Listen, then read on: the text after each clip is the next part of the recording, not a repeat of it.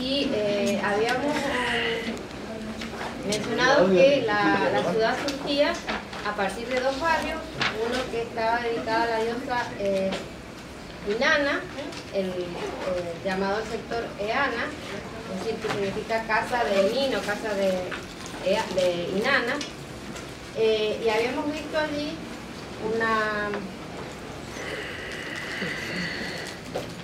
una serie de edificios que durante todo el periodo de Uruk se van remodelando y reconstruyendo.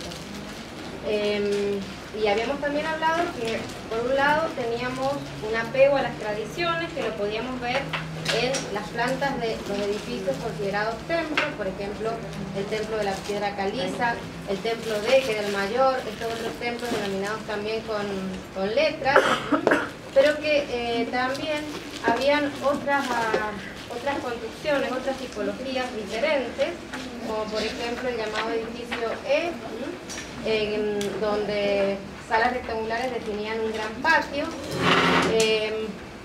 Después mencionamos también que si bien se utilizaba el barro en la construcción, se utilizaron otros materiales, esa especie de hormigón formado con yeso y ladrillo pulverizado, cocido y pulverizado. Hablamos del uso de la piedra, precisamente el llamado el templo de piedra caliza, también el uso de la piedra en esta construcción, y también señalamos que era una arquitectura donde recibía al color a través de una técnica especial que era la aplicación en los muros tanto interiores como exteriores de los conos, que podían ser o bien de piedra o de arcilla, cuyas bases estaban coloreadas y se iban generando entonces patrones geométricos. También hablamos de que los edificios, fueran templos o no, se caracterizaban por tener muchas aberturas, es decir, nos estaría hablando de que el acceso era bastante abierto a la comunidad. Y nos quedaba por ver el otro recinto, que estaba dedicado al dios An, o el dios Anu, el dios del cielo, ¿sí? Es lo que vamos a ver ahora.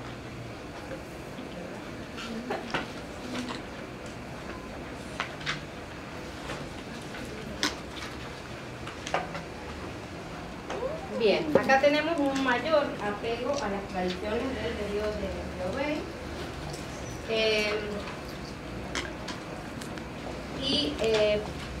Consideramos, acá podemos ver en este ejemplo, la tipología del templo alto o sigurat. Podemos considerar que el llamado templo de blanco, Huarca, es el nombre moderno de la ciudad de Uruk. Por eso es que se lo llama templo blanco de Huarca, ¿sí? El dios se llama An o Anu.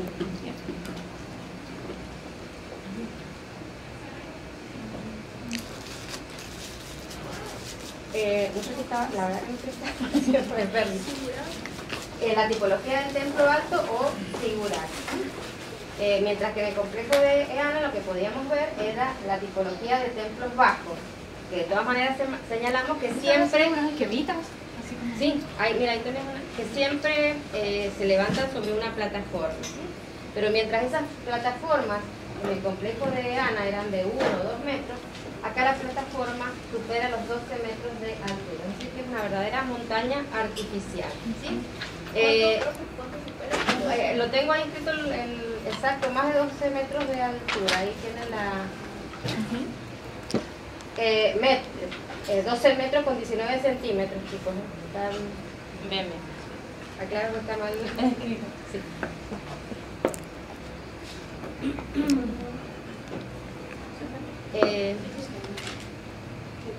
En este caso la plataforma es irregular. Vamos a ver ya en los tiempos históricos cómo esa plataforma tiene una forma regular, rectangular, y después en la cultura asiria va a ser cuadrada. El acceso es a través de una escalinata donde también se utilizó piedra caliza. Y esta montaña artificial, volvemos a señalar el tema de los cimientos, ¿sí? Está construido, contiene en su interior construcciones más antiguas, ¿sí? Que se levanta sobre un terreno sagrado. Ahí tenemos un alzado, ¿sí? de este templo. Se lo llama blanco porque estaba pintado con encalado, y brillaba, ¿no es cierto?, con la luz del sol. Así que era un centro de atracción dentro de la ciudad importante. Si observamos la plataforma, vemos que las paredes en talud también están trabajadas con entrantes y con salientes, ¿sí? Y esa plataforma sirve para coronar entonces el templo. Pero ahí no tiene la misma función, ¿cierto?, la entrada y salida. ¿Cómo? Que esa entrada y salida no tienen la misma función que la de la estructura que era para reforzar, sino es como decoración. En este caso, claro, tiene un carácter decorativo, pero y simbólico, porque en realidad va a ser la forma, ese tratamiento de fachadas con entrantes y salientes, más allá de esa necesidad técnica, se convierte en la solución modélica y simbólica de toda la arquitectura religiosa. Y acá es un claro ejemplo precisamente lo que vos estás diciendo. No hay necesidad desde lo técnico, pero sí está presente porque es un edificio religioso. Bueno, y esa es la planta del templo, esta imagen. Fíjense que es similar a la del templo, el estrato 7 del templo de Eridu. Por eso hablamos de esa continuidad de las tradiciones con el periodo de Obey. Si analizamos la planta, vemos que es una planta, bueno, rectangular, los ángulos orientados según los puntos cardinales, una nave central flanqueada por dos naves laterales. Tenemos también un ingreso principal, ¿sí? Y aparecen los dos elementos que ya habíamos hablado, el altar y frente a él la mesa de ofrendas. En este caso con una especie también de hogar donde se prendía fuego. El tratamiento de las paredes con contrafuertes que la articulan, que le dan un ritmo. Acá tenemos otra reconstrucción de lo que podía ser el templo blanco.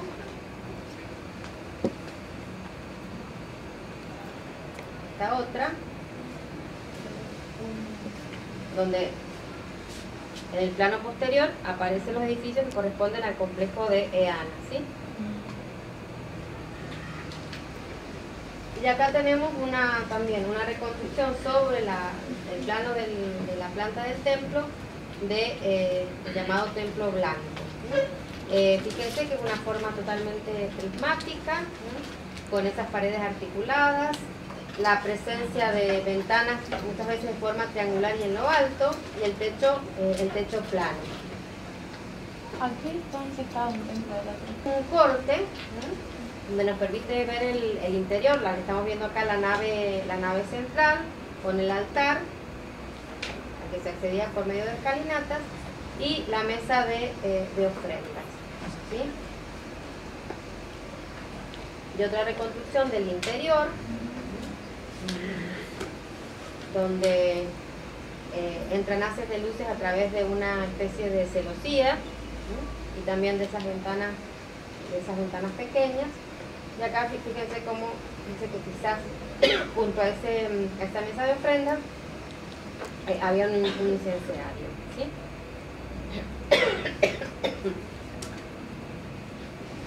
En este caso, tanto el interior como el exterior del templo entonces estaba encalado. Y esto es lo que encontraron los arqueólogos cuando cuando trabajaron en el sitio. Esto es lo que es la mesa de ofrendas.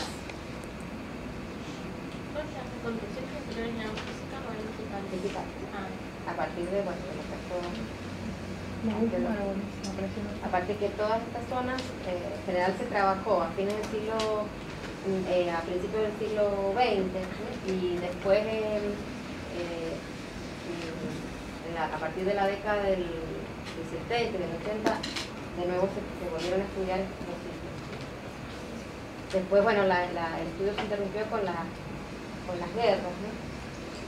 Y después porque también durante el gobierno de Saddam Hussein impedía que expediciones arqueológicas extranjeras fueran a trabajar.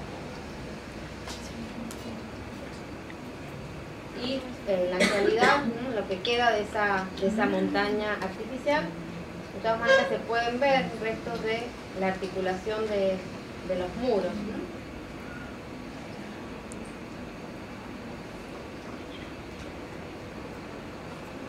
Y ahí tenemos parte de la escalinata que permitía el acceso al templo.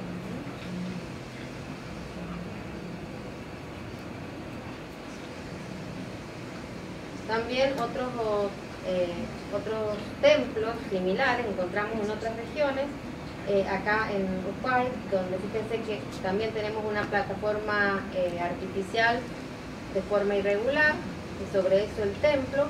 Y en este caso específicamente lo interesante es que además de encontrar pilastras, ¿no?, en los muros trabajados con la técnica de los conos, se encontraron en la zona, en el interior del templo, restos de pintura mural, ¿no?, con temáticas. Ahí ustedes ven dibujados algunos fragmentos donde aparece un motivo que también va a ser frecuente, recurrente en Mesopotamia, que es el tema del felino.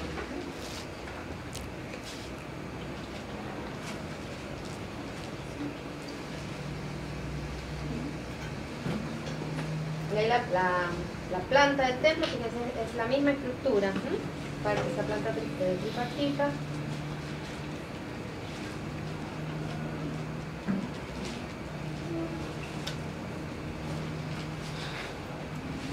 Hay restos, ¿no?, del uso de módulos de arcilla para imitar las cañas. Sí.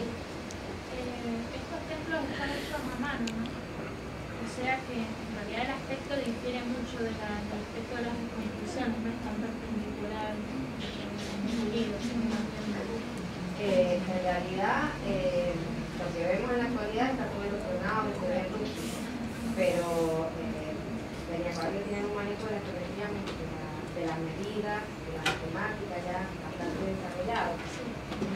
Entonces el aspecto exterior era bastante refinado, por supuesto para la época cuando se cortaba. Nosotros ahora cuando vemos esta fotografía como que cuesta un poco recrear el aspecto original. Pero estamos hablando de una estructura monumental, solamente por la dimensión, sino simplemente por el tratamiento. Bueno, ahí tenemos un detalle, ¿no?, de esos pilares semicirculares que a su vez estaban recubiertos con los conos de colores.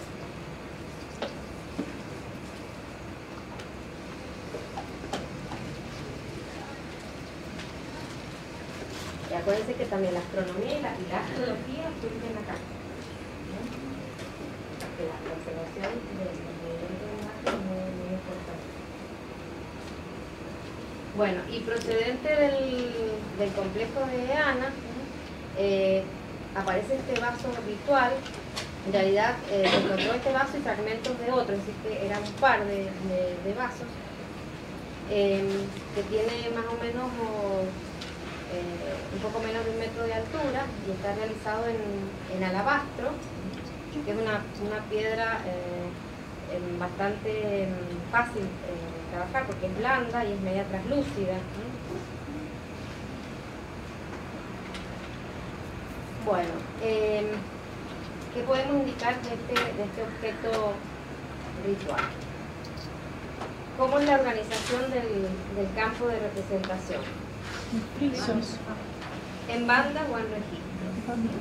Y esos registros están perfectamente limitados.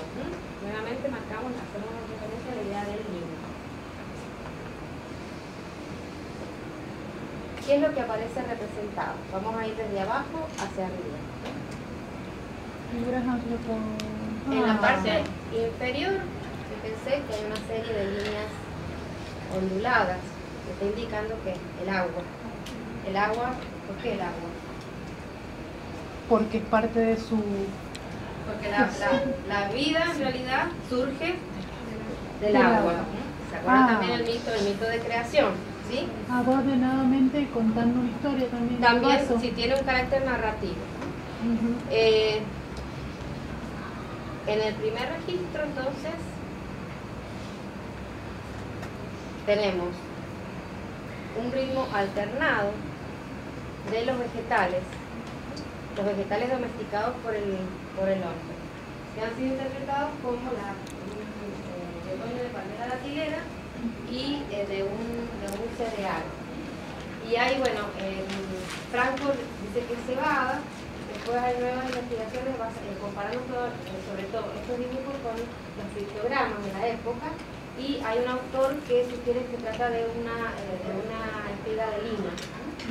De todas maneras, eso no es importante. Lo importante es que son vegetales fundamentales para la vida del hombre mesopotámico. En el registro, o sea, acá tenemos un ritmo alternado. En el registro siguiente también se respeta ese ritmo alternado, donde aparece un carnero y una oveja. También los animales domesticados por el hombre. La oveja, que también es, y el carnero fundamentales en la vida de los mesopotámicos. La producción de leche, de lana también, muy importante. Y que se van repitiendo entonces de manera alternada. En el registro siguiente vamos a volver a una vista total del vaso, y en sentido van como caminando en sentido opuesto al de los animales, aparece la figura humana. Fíjense cómo el registro es más alto, ¿no?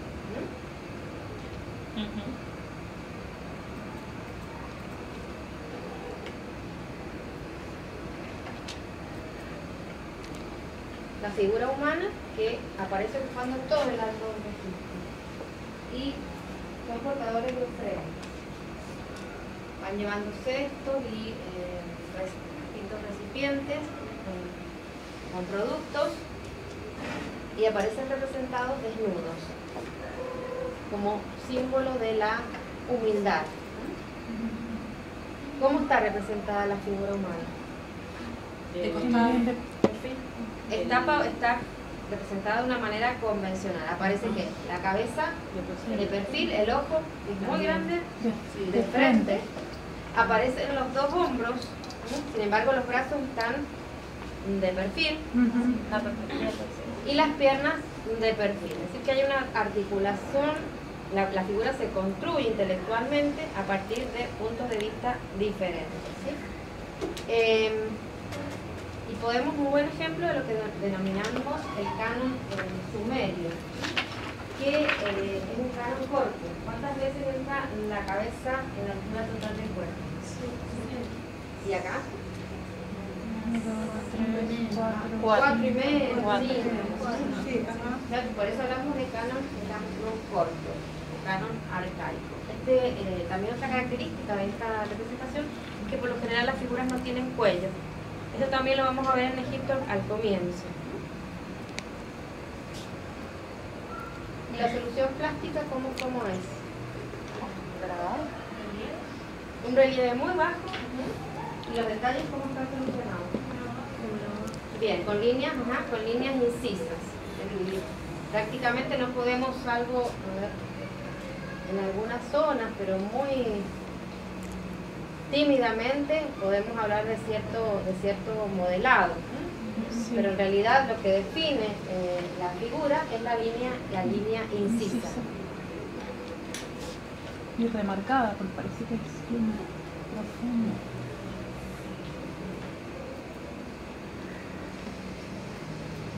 Bien, y finalmente en el registro superior, que es el más alto, la culminación de esta procesión, donde vemos a uno de los personajes que hemos visto en el registro de abajo, que está precisamente presentando la ofrenda a un personaje que se lo ha identificado como un personaje femenino. Y se cree que es la representación de la sacerdotisa, porque al parecer en esta primera época, en esta época antigua, los dioses no se los representaban. El altar en los templos solamente indicaba o se manifestaba el dios, pero todavía no se colocaba la estatua. Y aparecen después haces de cañas, que es el símbolo de la diosa Inanna. A su vez, ese personaje desnudo aparece acompañado de otro personaje que está vestido, que tiene una mayor altura, al igual que la sacerdotisa, así que estamos hablando de altura, la diferencia de altura que me está indicando. Sí, claro, el estatus o la jerarquía del personaje representado, por eso se habla de perspectiva jerárquica. Aparece entonces este personaje que está vestido con una falda larga, un gran cinturón, que es sostenido por un ayudante que sí aparece vestido, y después detrás de estas cañas que indicarían el santuario de la diosa aparecen todas las ofrendas, ¿sí? Y por lo general estas ofrendas son de a pares, porque el par significa la posibilidad de que la duplicación, la abundancia. Entonces aparecen dos vasos, aparecen de nuevo los animales, aparecen dos vasos que son similares al vaso que contiene la representación. Yo les había contado que, o sea, la imagen dentro de la imagen, y yo les había contado que se encontraron fragmentos de otro vaso, ¿sí? Bueno, entonces hace referencia a las ofrendas de los productos a la diosa Inanna, posiblemente una especie de celebración del año nuevo. Entonces este vaso se usaba como de ofrenda. Es un vaso ritual que estaba en el santuario, en el templo. Bueno, entonces tenemos un modo de organización bastante preciso a través de registros, el gusto por esa repetición del mismo elemento, en este caso de manera alternada, una representación convencional o pautada de la figura humana.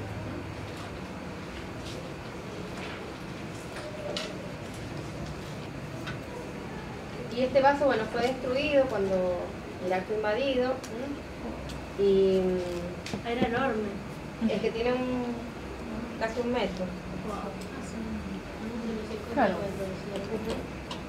Bueno, y fue, gracias a Dios, fue restaurado. También en estos templos se han encontrado que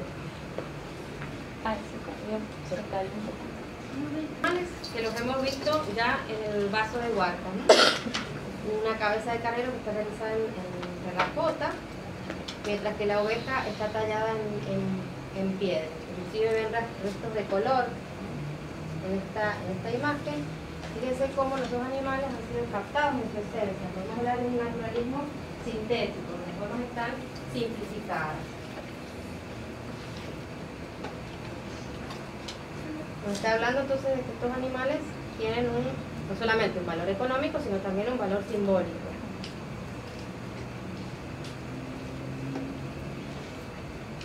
Y estas figuras también, que se cree que son la representación de los primeros jefes, ¿sí? Que dirigían estas proto-ciudades y que posiblemente tenían no solamente poder político, sino también religioso. Fíjense que el gorro con ese ribete y la barba es muy similar a la figura que vimos en el vaso de Huarca, nada más que acá como aparecen que desnudos, con los brazos sobre el vientre, en una posición de humildad, ¿sí? De respeto ante la divinidad. En cuanto al tratamiento del cuerpo, ¿qué les parece? Apenas está esbozado, un bloque donde con una incisión se marca la separación de las piernas, la articulación de las rodillas. La mayor atención se concentra en la zona de las cabezas, pero también resuelta de manera muy, muy sintética.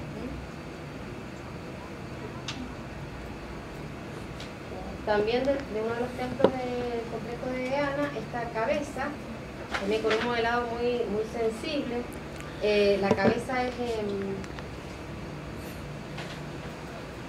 plana en la parte de atrás, tenía estas perforaciones, así que se presume que estaba colgada, estaba adherida a la pared, a una de las paredes del templo.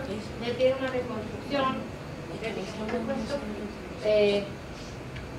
porque los ojos estaban incrustados, al igual que las cejas rellenas, y por el tratamiento del cabello y esta línea incisa que marca la mitad de la cabellera, se cree que tenía aplicaciones. También las orejas presentan orificios, así que se supone que también tenía, estaba encalanada con pendientes o aros. Las cejas, Entonces le sacaron todo eso. Es que la encontraron así, pero bueno, encontraron restos de betún en las cejas. Ya vamos a ver otras figuras completas cómo es la solución. O sea, a partir de los restos, ¿no?, se hizo esta reconstrucción. ¿Es posible que hubiera algún material precioso ocupando esos lugares y que hayan sido saqueados? Puede ser, se habla de la posibilidad de que se haya creado esto por carretera.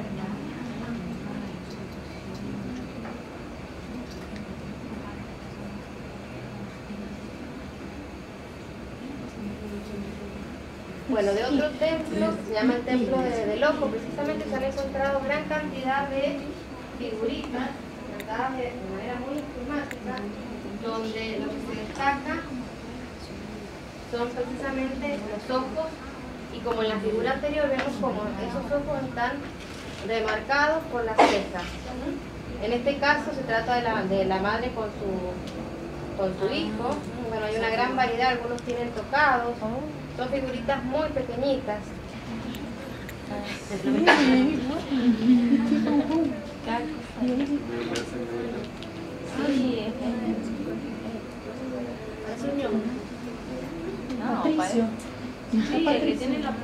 Y también esas incisiones estaban cubiertas con betún, con negro. Es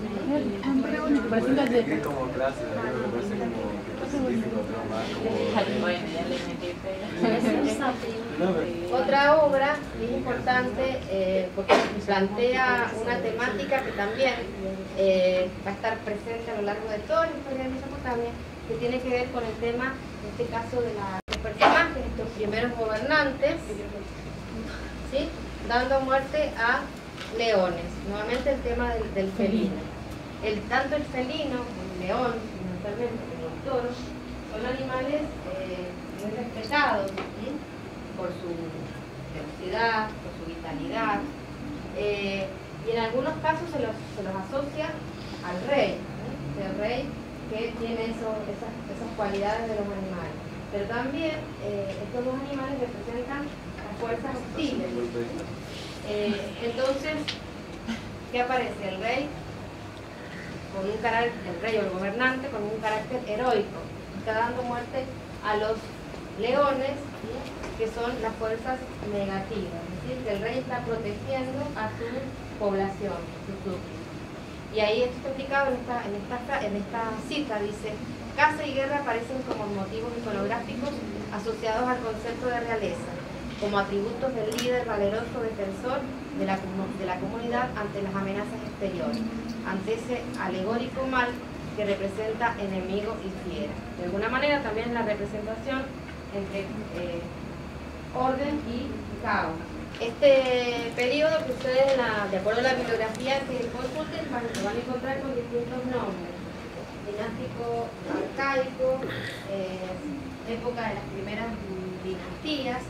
Y hay un autor, Parrot, que Antonella se lo escribió los otros días, que él prefiere hablar de periodo presargónico en relación al rey Sargón de Akkad, es decir, lo anterior a la llegada del rey Sargón.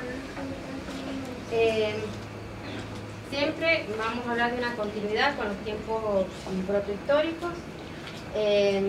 Estas ciudades-estado que ya habían surgido de manera incipiente en el periodo de Nobel, ahora alcanzan un gran desarrollo. Se habla, algunos autores hablan de una explosión urbana en este momento.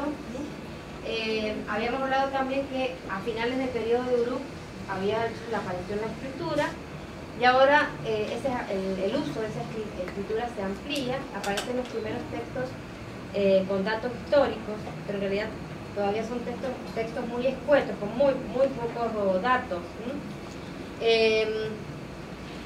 Estas ciudades-estados, entonces, hemos dicho que va a ser la organización típica de Mesopotamia, y el corazón de esa ciudad, ¿cuál va a ser? El templo. El templo, que no solamente es una institución religiosa, sino también una institución económica. Ya vamos a ver algunos templos, y además, ¿no es cierto?,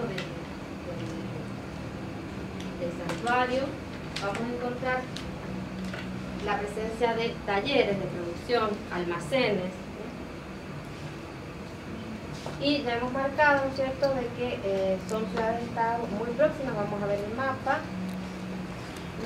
y que están en constante lucha, ¿sí? Entonces, en un momento determinado, una ciudad a lo mejor adquiere más poderío sobre otra, la somete a otra a través del pago de tributos, en otros casos a través de la guerra. Y podemos marcar en este primer periodo histórico, ¿cierto?, distintos núcleos importantes. El principal es el ubicado en la Baja Mesopotamia, lo que se conoce como el país de Sumer. Entre Nippur y Bagdad tenemos otro núcleo importante, que es lo que se conoce como el país de Akkad, con una población predominantemente semita.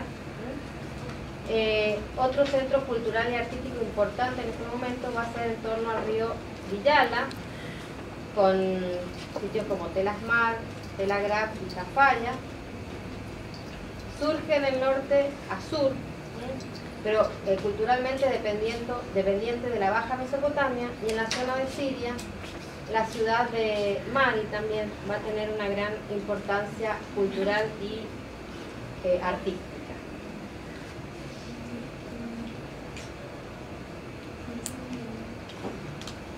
Este periodo ha sido dividido se los pongo, en realidad a nosotros no nos interesa mucho, pero por si consultan Frankfurt, él divide esta etapa en tres periodos: dinástico temprano 1, dinástico temprano 2 y dinástico temprano 3.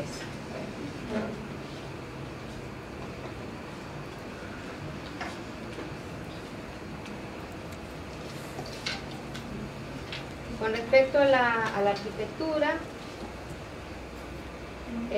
tenemos que marcar siempre esa continuidad con las tradiciones anteriores, y algunas novedades o aspectos nuevos, como va a ser el empleo, sobre todo en la zona sur, del ladrillo plano convexo. Ya les voy a explicar con un gráfico en qué consiste el ladrillo plano convexo.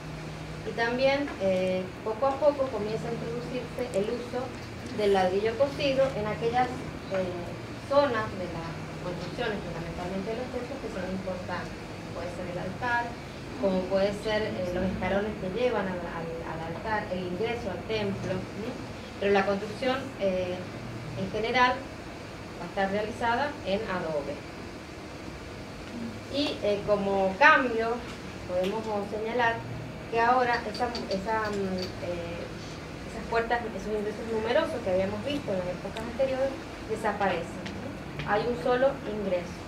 Estaría hablando entonces de una sociedad fuertemente estratificada, y donde ya al templo no tendría acceso toda la comunidad, sino la clase sacerdotal. Bueno, ahí tienen un ejemplo de un ladrillo en plano convexo. Al parecer está realizado a partir de una plancha de arcilla que se la enrolla y luego con el molde de ladrillo se lo va cortando. La explicación que se da al uso de este tipo de ladrillo es una cuestión de obtener el adobe o el ladrillo con mayor rapidez. Entonces no se pierde el tiempo después en aplanarlo en la parte superior que queda abombado, ¿sí? Ahí lo pueden ver. Este ladrillo se va a combinar con una disposición particular que se llama espina de pez o de pescado.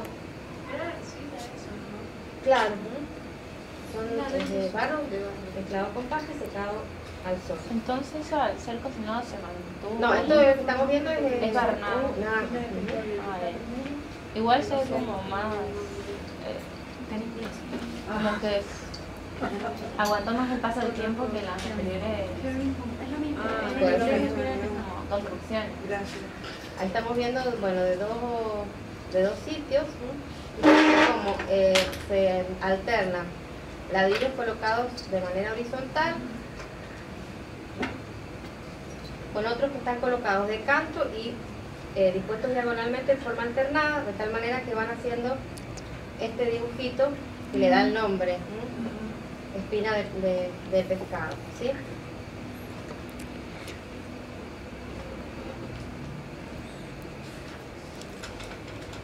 Bueno, y lo característico de esta época son los templos ovales.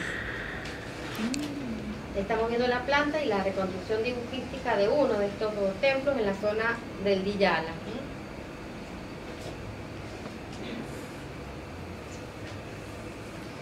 Y también este dibujo nos permite ver cómo el templo es la construcción más importante y el centro de la ciudad. Fíjense cómo domina por su tamaño, por su mayor altura sobre el resto de las viviendas.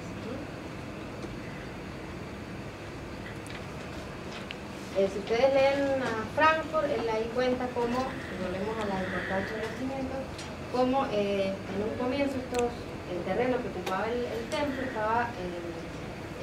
había construcciones, había viviendas domésticas. Entonces cuando se decide construir el templo, para que no apoyen en un terreno ordinario, excavan unos 6 metros y luego eso lo llenan con arena del desierto para que el templo pueda sostenerse, apoyar sobre una superficie, digamos, pura.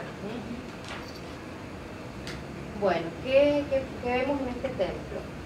Es una forma ahora totalmente cerrada al exterior, con esta muralla oval, y que se diferencia del espacio cotidiano, del espacio profano, no solamente por la muralla, sino también porque esa muralla se levanta sobre una plataforma, es decir, mayor altura. El acceso es uno solo, a través de una puerta que tiene una solución que va a ser modélica, que es un arco de medio punto flanqueado por torres. Esas torres, fíjense que sobresalen en altura y en espesor respecto del muro. Y de ahí se accede a un primer patio, donde aparece una construcción que estaba destinada a la administración del templo. Luego un segundo muro oval. El acceso también es por una puerta de medio punto. Ingresamos a un patio rectangular que aparece definido ese rectángulo por toda una serie de construcciones donde se han encontrado precisamente los talleres y almacenes de producción.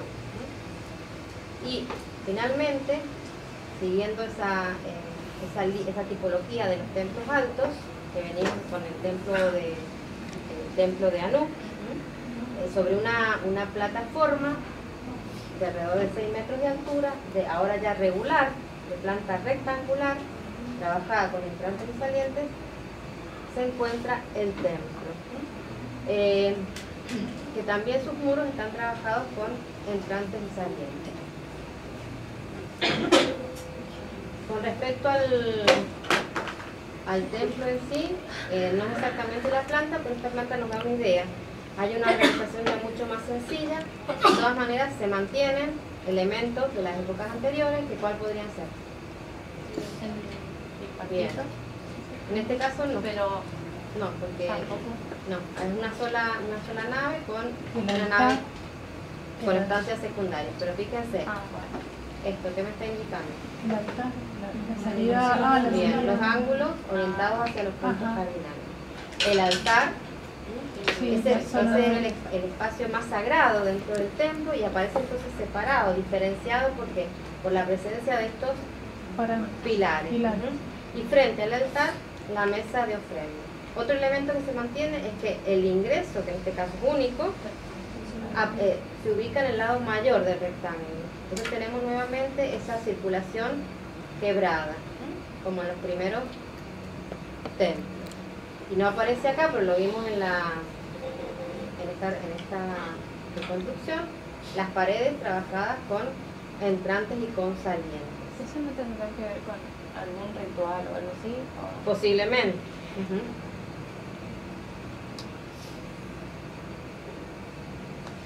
Y, es muy oriental el hecho del ingreso no directo, ¿no? Sino quebrado.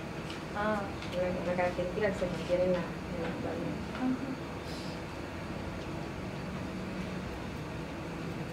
Bueno, y acá otra reconstrucción. Fíjense que se tratan de ciudades amuralladas, próximas siempre al río, o a veces con canales que se desarrollan por el medio de la ciudad, ¿no? Pero el agua siempre próxima.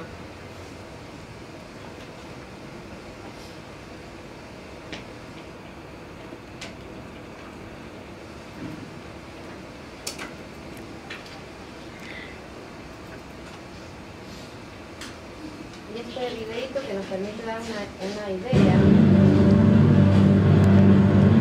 de cómo era una ciudad mesopotámica en esa época. Calles muy estrechas.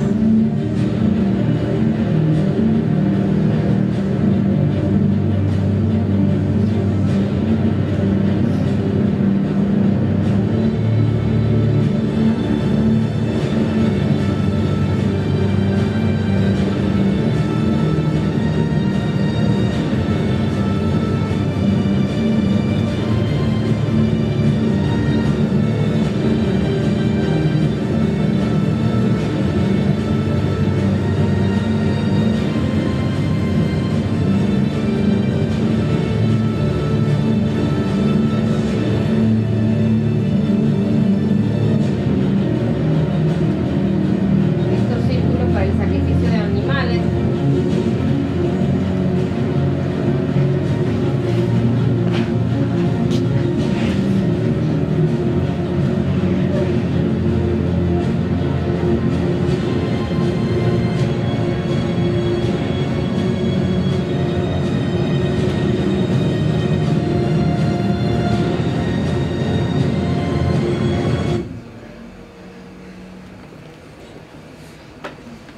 Y este dibujo nos permite ver cómo es, o cómo era, una ciudad sumeria en ese momento. Ciudades amuralladas, de planta circular o oval, lo que yo les marcaba, siempre el río y canales próximos. La construcción principal va a ser el templo y después en segunda medida el palacio. En el resto, casas están organizadas, las habitaciones en torno a patios, casas muy pegadas, que comparten los muros medianeros y pequeñas calles muy estrechas y sinuosas. Así que no hay un urbanismo regular, salvo en la zona donde están las construcciones principales. Y les quería mostrar, esta es la ciudad de Erbil en la actualidad. Esta ciudad surgió en la época de las primeras dinastías. Se fue reconstruyendo y ha ido ganando en altura. Pero mantiene las mismas características de una ciudad de esa época. Una ciudad amurallada. Podemos destacar el edificio principal, que en este caso es una mezquita, ¿sí? Pero fíjense cómo las viviendas en calles estrechas son similares a lo que era el urbanismo en la época sumera. La mezquita está también en un lugar religioso. Bueno, La mezquita es un templo está en y está, fíjate, en una parte en el centro. sí, pero está en un lugar antiguo o... Es que toda la ciudad se construyó a la vista de la muralla, ¿no? La ciudad después ahora ha seguido creciendo fuera de los muros, ¿no? Pero el origen de esta ciudad se encuentra en la época de las primeras dinastías. El ingreso a un templo que también se elevaba sobre una plataforma oval en la ciudad o en Obey o Obay, y estaba dedicado a Nin Ursak, la señora de la montaña. Vemos como el ingreso está destacado por una especie de vestíbulo con la presencia de dos columnas realizadas con un tronco de palmera y recubiertas con cobre, y luego otras dos columnas de menor altura que sostenían un dintel que también estaban solucionadas con color, ya lo vamos a ver enseguida.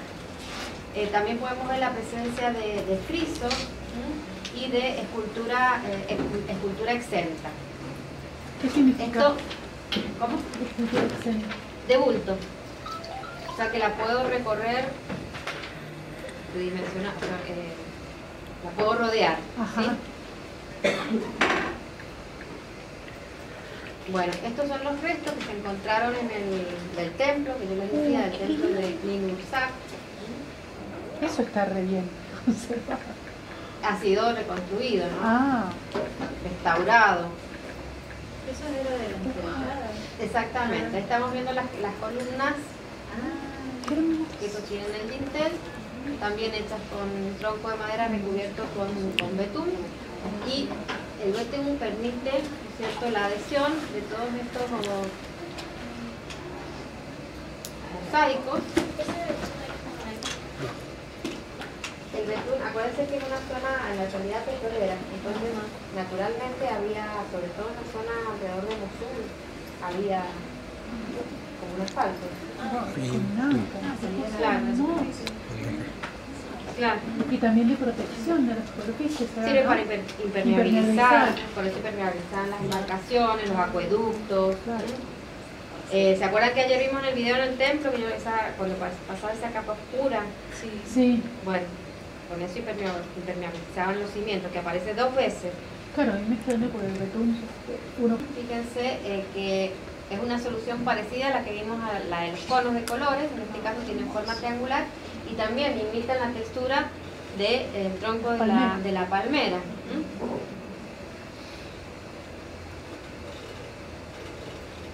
Ahí tienen un detalle. Qué hermoso. Una recurso cromática.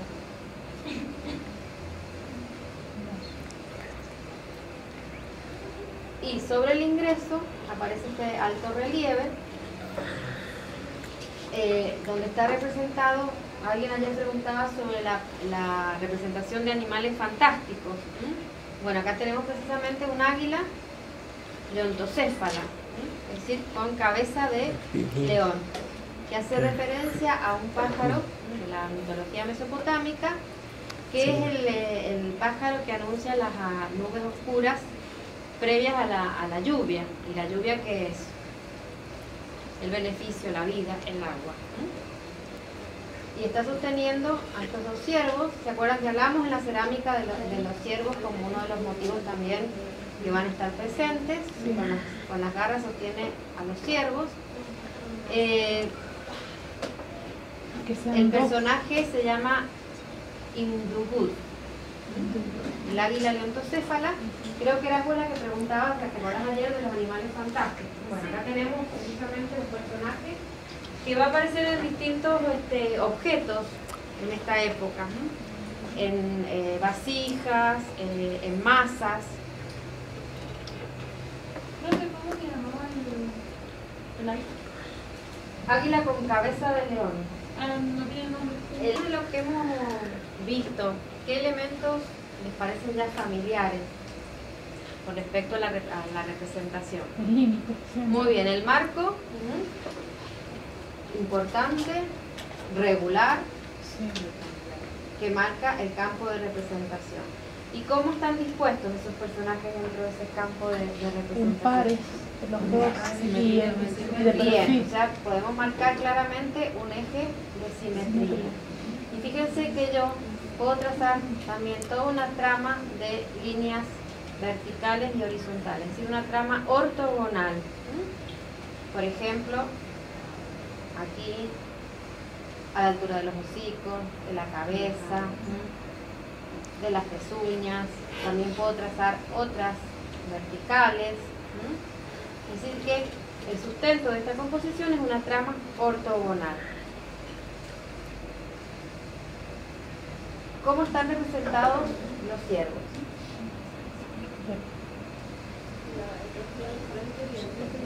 El cuerpo de perfil, y fíjense que la cabeza mirando hacia el espectador. Y lo mismo pasa con la cabeza de estos personajes.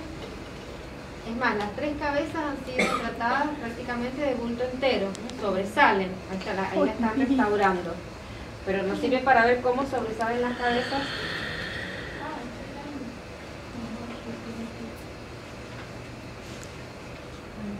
Perdón, ¿qué material está hecho ese relieve? Está hecho en cobre. Es tapa batida, es decir, golpeada, también sobre una superficie blanda de betún, de asfalto, y colocado sobre un bastidor de madera.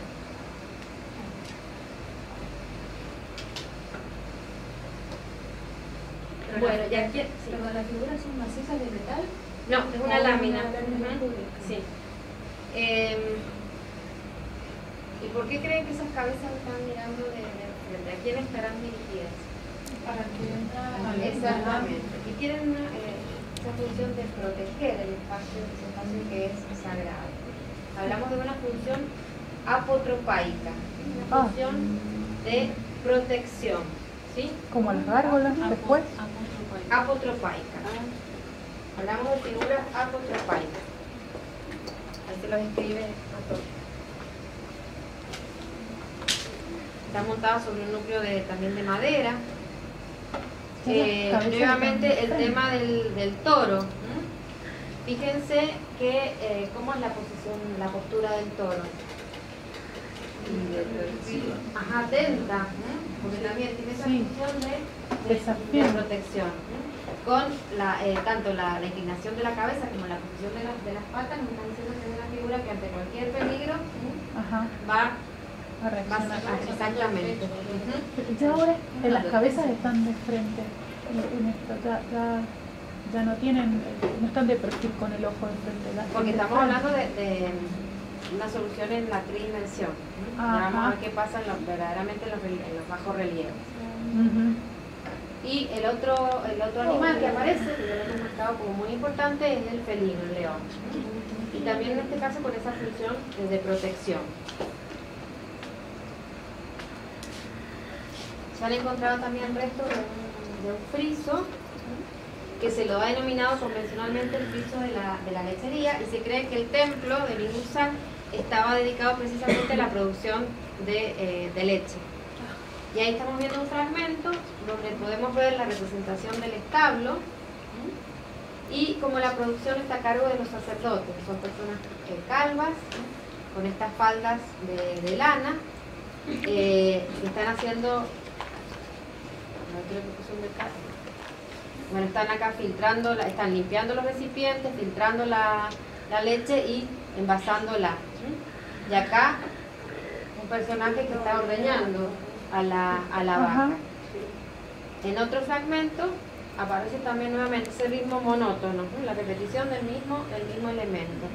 Las vacas, que están representadas de perfil. Y ahí vemos un detalle, como los detalles precisamente están tratados a través de incisión. También es importante ver cómo hay un juego de contraste de valores. Las figuras claras están hechas en nácar o en caliza, enlucida, y destacan contra el fondo negro de la pizarra. Y todo ha sido montado también en una superficie de cobre colocada sobre madera. Esa repetición ya la hemos visto en el vaso de Huarca. Y miren lo que dice René Huguet al respecto de ese gusto por la repetición. Un nuevo enriquecimiento de las formas, de su invención y de su composición nació probablemente del uso del cilindro sello.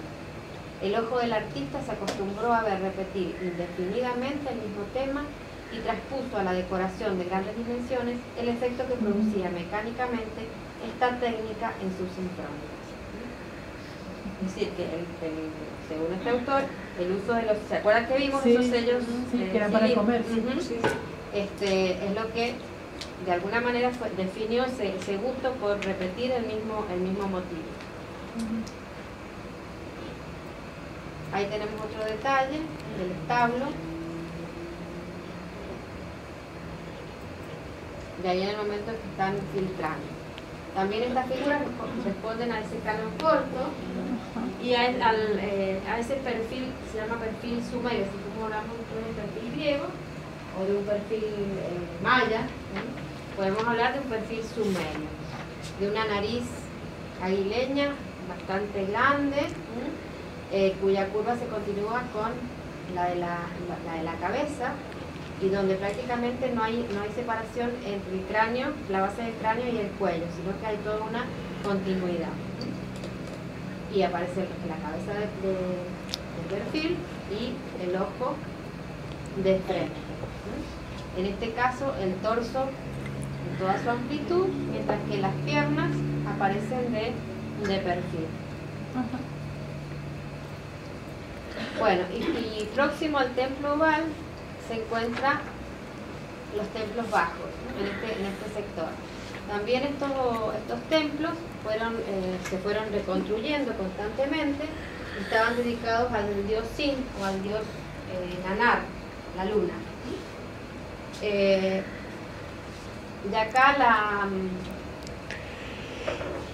el modelo que se toma es el mismo que las viviendas, es decir, habitaciones en torno a patios, ¿no? Fíjense cómo ahora el templo es una forma totalmente cerrada, hay un único ingreso que, como vimos en el templo oval, está flanqueado por torres, ¿sí? Y luego de un vestíbulo se accede a un patio, en este caso es trapezoidal, rodeado de habitaciones, y luego encontramos el templo propiamente dicho, la chela, que es rectangular.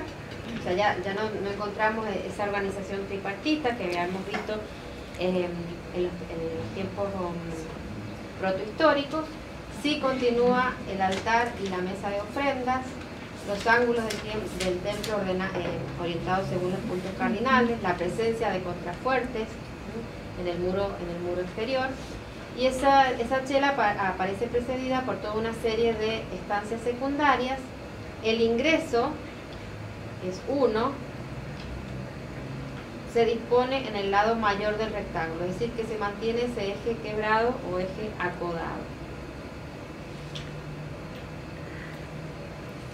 Y también otra construcción importante, pero de menor jerarquía que el templo, va a ser el palacio, ¿no? La residencia del rey, que va a adoptar la misma disposición de las viviendas comunes, es decir, habitaciones en torno a un patio. Este palacio ha sido denominado por los arqueólogos Palacio A, se encuentra en la ciudad de Kish, en la Baja Mesopotamia, y se puede destacar, puede también construido en distintas épocas, y podemos destacar en este bloque también un único ingreso flanqueado por torres. Se accede a un vestíbulo y va a estar rodeado de todas las habitaciones de la guardia. Tenemos acá habitaciones en torno a un patio. Un sector central donde se encuentran también en torno a un patio habitaciones destinadas a la administración y a los asuntos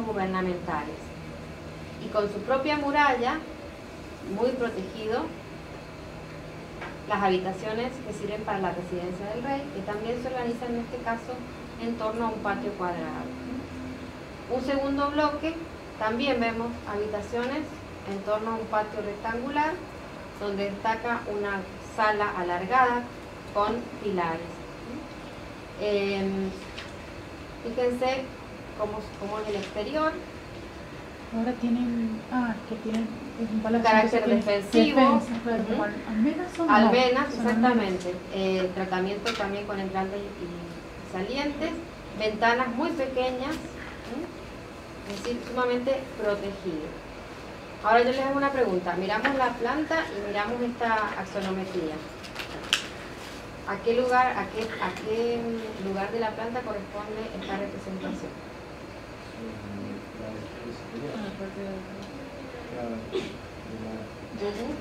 Bien. O sea, esta puerta sería esa, muy bien. Y ahí tenemos, por ejemplo, los contrafuertes que son estos. Y estos contrafuertes son estos, ¿sí? Ajá. Tienen que aprender a leer plantas y alzados, ¿sí? Parece difícil, pero se van a cansar de leer plantas. Medieval también. Bueno, y esto es lo que queda en la actualidad del Palacio de... Pensé que era antes esto, porque uno ve tan bonito que quedó y le da cosas. Detalles de la fachada. La vista de la habitación con pilares. Todo el material de construcción es de ladrillo, adobe. Recuerden que en el Atlas de Arquitectura que está subido al Drive se explican estas tipologías, están los planos, están fijando ya ese. Bueno, y ahora vamos a ver un poco de la escultura que se ha encontrado en estas construcciones.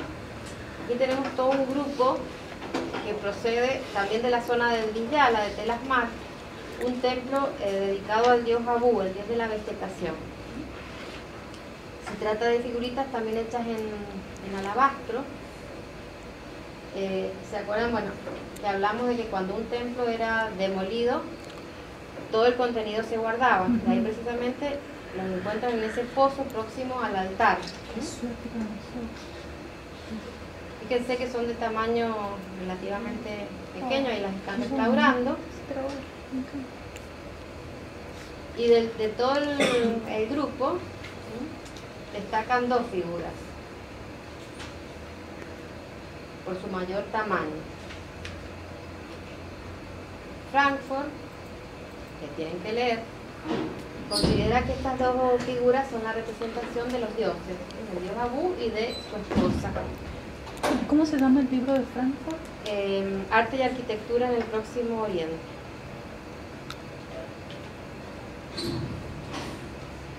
¿Ese es el que está? No.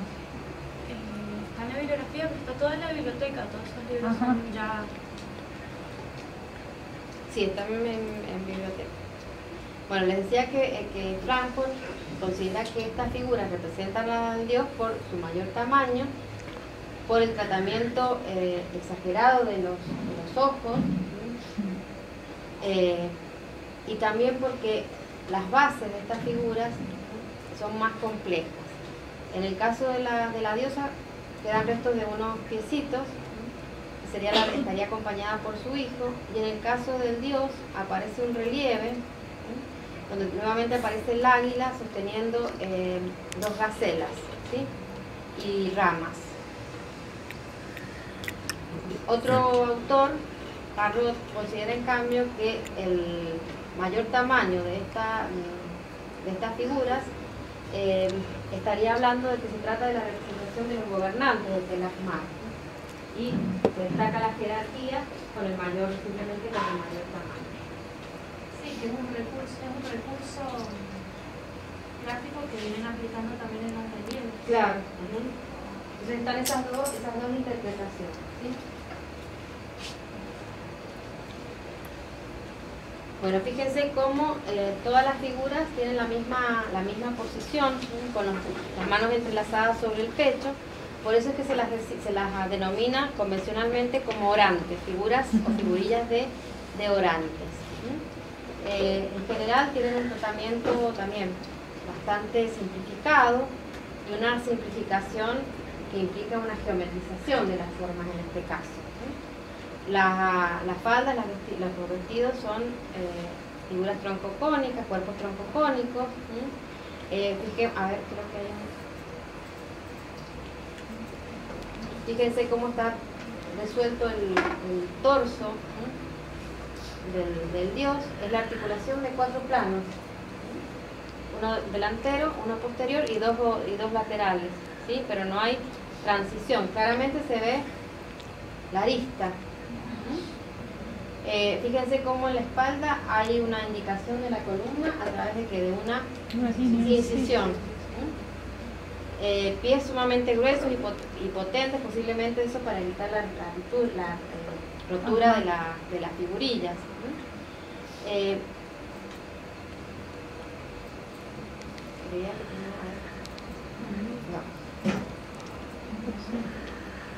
Fíjense la resolución del rostro, también aparece el color, el cabello y la barba coloreada con betún y la solución de los ojos. Toda la atención, el interés de estas figuras donde se concentra. En esos ojos están resueltos, creía que tenía un detalle acá, de los resueltas con piedras de colores y a su vez remarcados por las cejas que estaban recubiertas con betún. Y acá tenemos la otra figurita que observan. Las manos de pequeñitas. Una desproporción. Desproporción total. Desproporción, está sosteniendo como una copa, pero son sumamente pequeñas esas manos, ¿no? Y toda la atención, claro, al rostro y a los ojos. Y la vestimenta es muy llamativo, como sobresale de la... Siempre dejan un hombro descubierto. Y fíjense cómo es el tratamiento del rostro también. Es un plano. Y los ojos están colocados de frente. Pero creo que ¿por qué ese tan grande? Bueno, ¿a vos qué te pasa? Como asombro. Querrá conectarse con fuerzas que están más allá, quizás. ¿Sí? Porque están como mirando hacia la lejanía, como...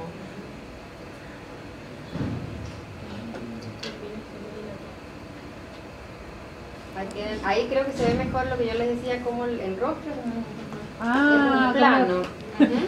Y sobre ese plano están colocados los ojos, la nariz que es una especie de triángulo que sobresale.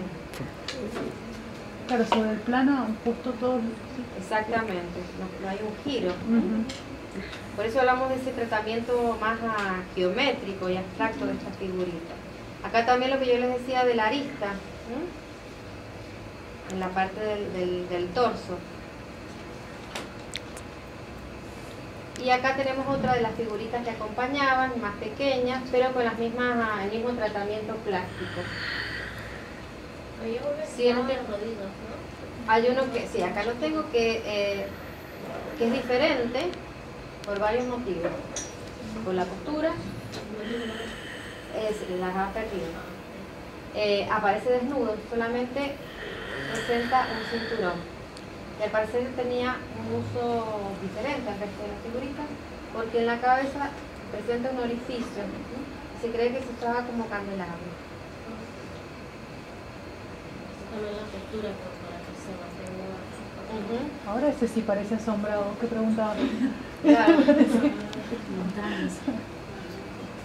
Fíjense cómo están resueltos los codos. Claro, una agudos. Y aparecen vestidos con estas faldas que se llaman caunaques, que representan los mechones de la lana de oveja. Este ejemplo se los puse para que veamos, precisamente ha perdido la nariz, ¿no? Pero fíjense la vista de perfil como es un plano. Y estas figuras llamadas orantes en realidad son retratos. pero no retratos como nosotros los entendemos, y se trata de captar las características físicas particulares de cada persona, sino que acá la identificación va a estar dada por la escritura, donde aparece el nombre y los títulos del personaje. Eso le da identidad, y por eso hablamos de retratos. Y al parecer estas figuritas se depositaban en los templos pidiendo qué podía pedir el hombre mesopotámico si sabía que su destino es la muerte.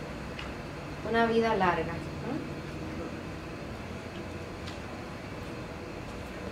También aparecen representadas figuras femeninas. Es común que muchas de ellas porten una rama de dátil.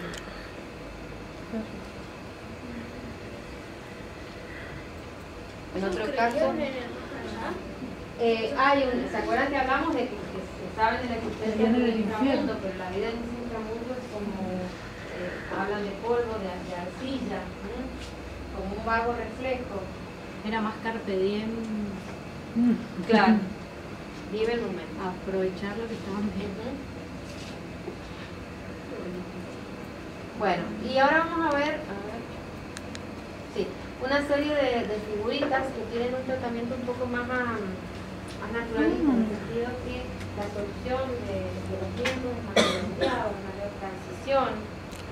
En este caso, como la figura que habíamos visto que era distinta del grupo, también aparece desnuda con un cinturón y porta un recipiente. Es decir, que no es un orante en este caso, sino también una figurita que es muy pequeña, miren cuánto, posiblemente para contener perfumes. Y acá vemos ese tratamiento entonces más redondeado de la forma. Eso también se ve en figuras de orantes, como en este caso, donde también la expresión cambia. Hay como una especie de sonrisa, la postura se eleva, como una expresión un poco más afable. Aparece la indicación, el modelado y el tratamiento del cuello. Fíjense que los hombros son más redondeados. Hay una cierta curva en la espalda.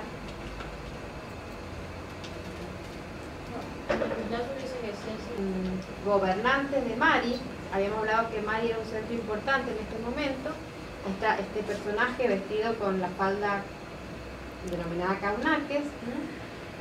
Fíjense, se mantiene ese canon corto, como el personaje está perfectamente identificado con su nombre.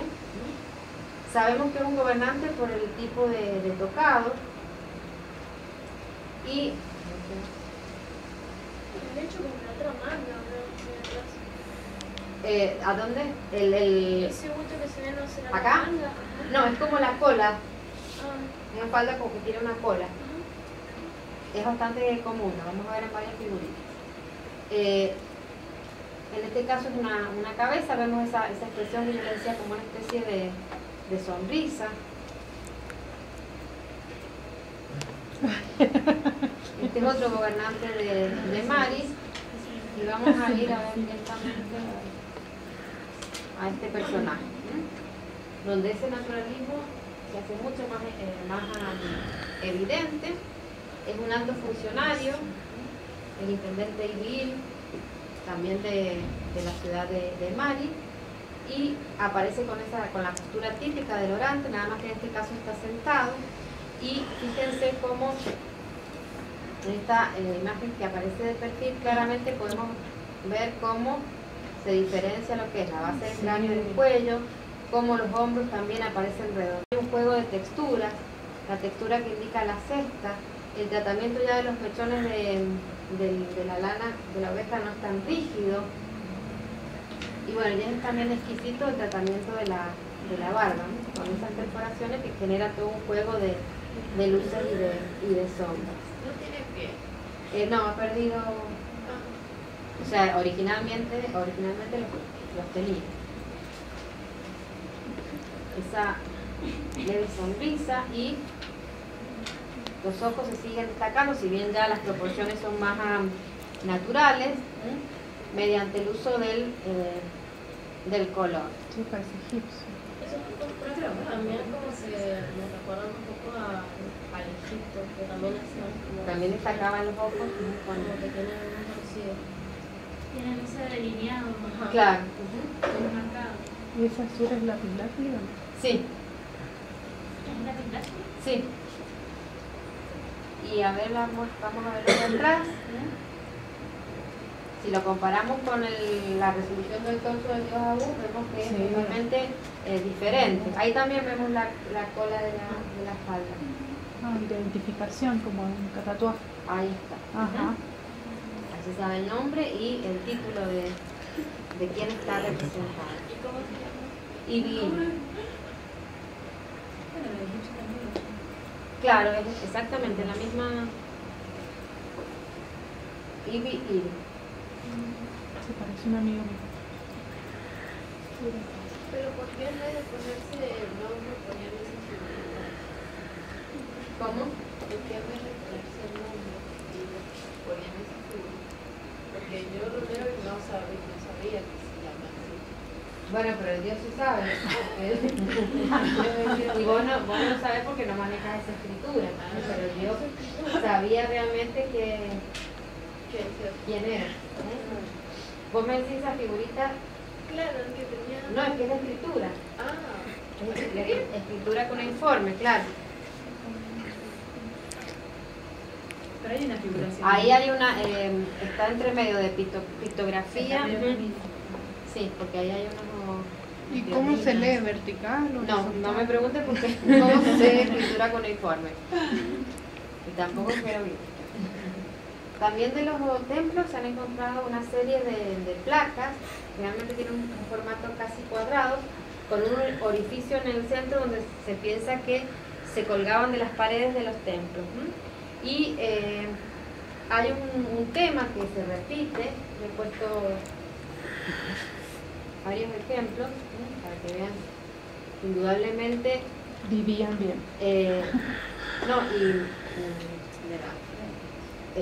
Un tema que era común, se podía leer, era entendido por todos, que es el tema del simposio del banquete ritual. Nuevamente vemos acá el límite, la organización en registros, y en general son muy similares. En el registro superior aparece la representación del banquete en sí, donde por lo general encontramos sentados una figura masculina y una figura femenina. En este caso, acompañados por los músicos que animan el banquete. También vemos un personaje acá que le está dando de beber al rey. Hacia el lado contrario, un sirviente que tiene un abanico y con el otro brazo lleva un recipiente posiblemente de vino.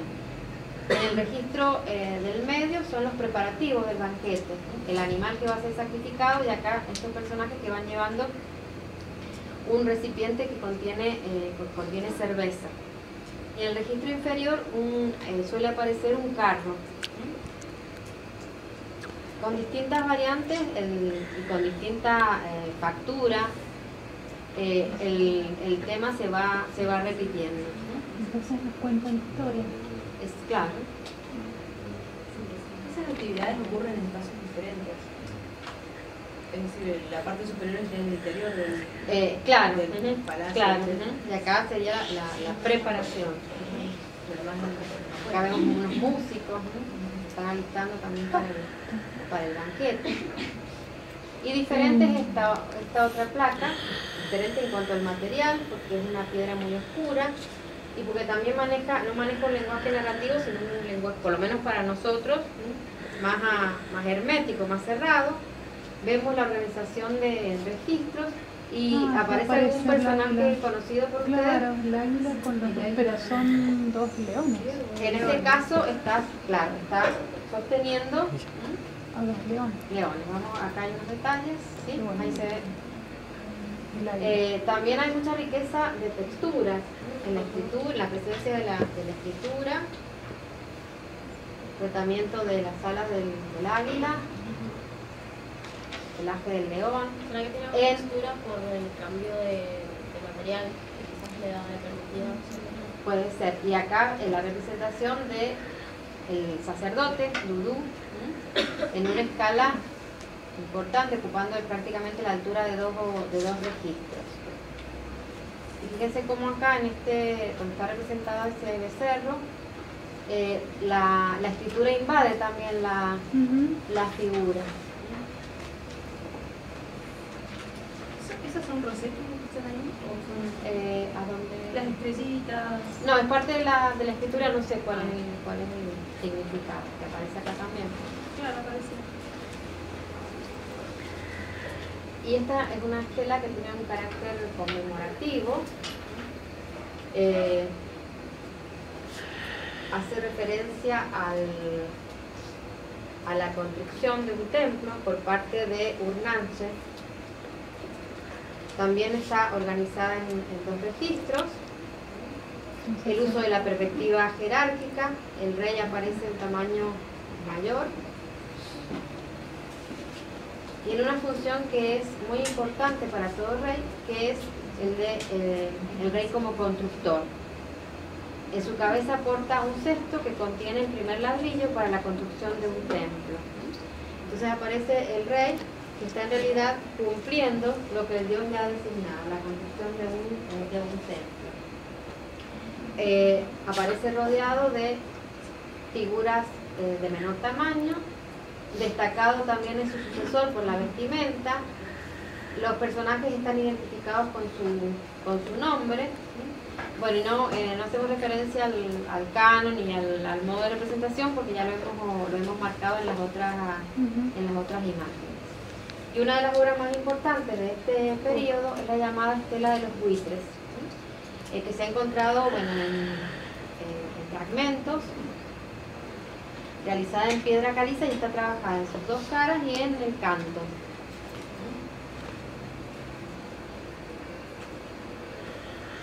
Y hace referencia a un hecho histórico, es el triunfo de Anatún, el rey de Lagash, sobre la ciudad de Umma. La pelea fue precisamente por territorios y por un canal, tema de la tierra y del agua.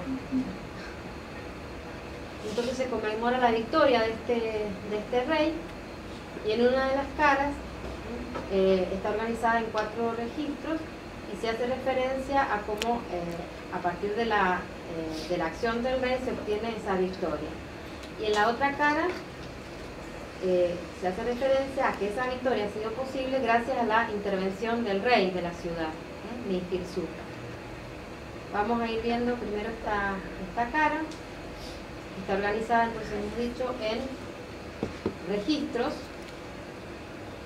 Lo que queda del primer registro, tenemos este fragmento donde vemos el ejército de Lagash que avanza con sus escudos y sus armas en posición de ataque, que generan una dirección clara de izquierda a derecha. Y aparece precedido por el rey. ¿Cómo distinguimos al rey en este caso? No es por el tamaño, porque están a la misma altura, sino por la vestimenta y por el peinado y el tocado. Fíjense cómo ese ejército avanza aplastando cabezas al enemigo.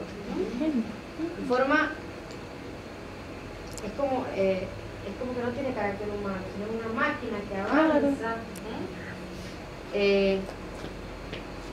Y si yo contara las cabezas, contara los pies y las manos, no hay coincidencia, pero eso no importa. Lo importante es dar la idea de un ejército numeroso y que avanza. Porque hay más manos, hay como manitos agarrando, claro, como que se multiplica. Ahí tenemos un detalle. De nuevo el ritmo de repetición. Y después en este ángulo aparece los buitres, que es el que les da el nombre, que están picoteando cabezas y partes de cuerpo del enemigo. Fíjense que están Sí, exactamente, son los huesos con la cabeza. El pueblo de Guerrero, claro. El tema de la caza y de la guerra va a estar siempre presente, ¿no? Y acá, si bien está muy erosionado, es este fragmento del primer registro donde aparecen todos los cuerpos muertos del enemigo, que aparecen unos sobre otros, y la forma generalmente o la convención para indicar al enemigo vencido es la desnudez y que han perdido su posición vertical. Esto también lo vamos a ver en Egipto. Del segundo registro nuevamente aparece el ejército encabezado por el rey, pero en este caso el rey que avanza sobre un carro. También se destaca por su vestimenta, su tocado. Fíjense que porta una lanza. Y también acá vemos el avance, hay un movimiento que va de izquierda a derecha.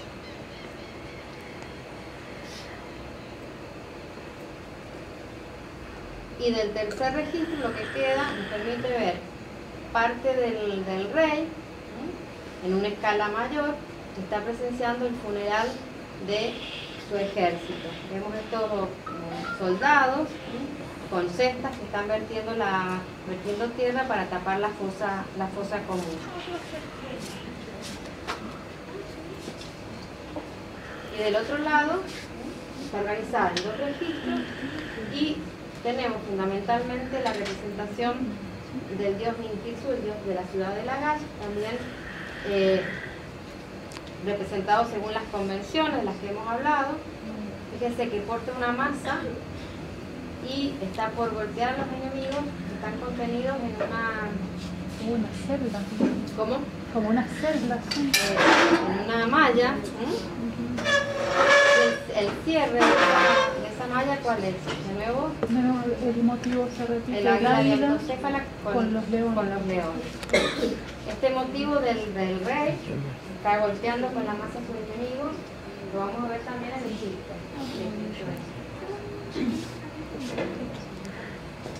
Fíjense que ningún enemigo está dispuesto verticalmente. Bueno. Y otra obra importante es el llamado estandarte de Ur. En realidad es una caja de madera donde sus dos caras rectangulares han sido trabajadas, han sido organizadas en registros.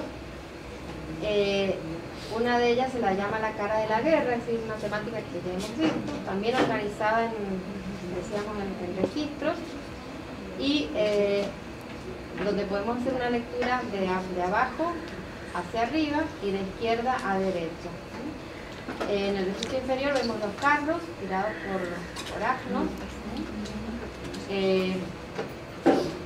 Si ustedes ven qué pasa con esos animales, qué pasa con sus patas. ¿Van señalando una dirección? Un cambio de velocidad? No, están estáticos. Y excepto aquel que está... Fíjense. Sí, pero está parado. Claro. Ah, es una película, una secuencia. Movimientos más rápidos. Y hay una convención que es ocupar el arco que generan las patas de los animales en el caso de las escenas de guerra, por un herido o un herido. Y en el caso de las escenas de caza, por algún animal. En el registro medio, ¿qué es lo que pasa? Los soldados van conduciendo a los prisioneros, que son presentados en el registro superior ante el rey, que ocupa, fíjense, una posición central y es una figura un poco más grande. Y después, a continuación del rey, bueno, sus soldados y su carro. Ahí tenemos un detalle. También acá el uso de colores, y para que haya una buena lectura, las figuras son claras sobre un fondo oscuro.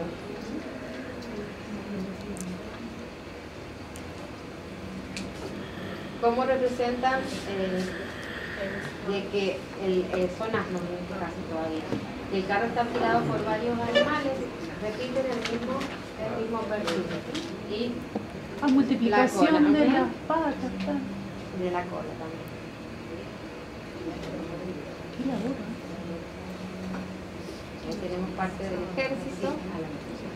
También todos los detalles internos resueltos con incisión que luego son cubiertos con betún. Por eso esa línea negra que se ve. Y la otra cara es la llamada cara de la paz, donde están festejando la victoria, ¿sí? También organizada en registros, y donde en el registro inferior son también todos los preparativos, están llevando la leña, los animales que van a ser sacrificados, y todo tiene su conclusión en la figura del rey, que se destaca porque un poco más grande, por la vestimenta y porque, fíjense, su asiento también es mucho más lujoso, acompañado de los músicos, ¿sí? Estos personajes que están llevando el ritmo de la música con los dedos. No sé si he puesto un... A ver. Ahí tenemos. Fíjense el asiento del rey, con patas en forma de animal. Los tobillitos que hay. ¿Cómo se llama esa parte? Bueno, creo que esa es la última, del registro interior. Y acá tenemos los músicos. Miren, este arpa que tiene la cabeza en forma de toro, y es muy similar a una de las arpas encontradas en las tumbas reales de Ur. Wow. Que a su vez también tiene un trabajo de taracea en la cara frontal. Bueno, terminamos por